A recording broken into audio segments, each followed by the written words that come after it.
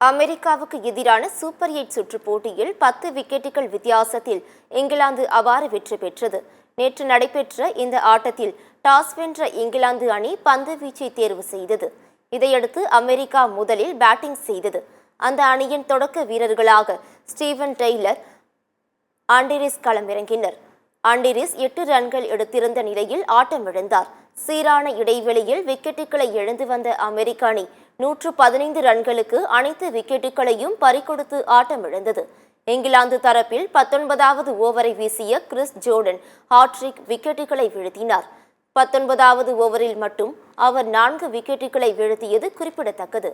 இதையடுத்து 116 ரன்கள் எடுத்தால் வெற்றி என்ற எளிய இலக்குடன் இங்கிலாந்து அணியின் சார்பில் பிலிப் சால்ட் மற்றும் ஜோஸ் பட்லர் ஆகியோர் களமிறங்கினர்.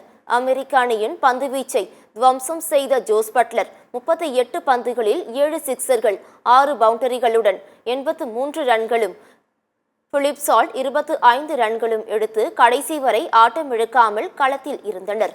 முடிவில் இங்கிலாந்து அணி 9.4 ஓவர்களிலேயே விக்கெட் இழப்பின்றி 117 ரன்கள் எடுத்து வெற்றி பெற்றது.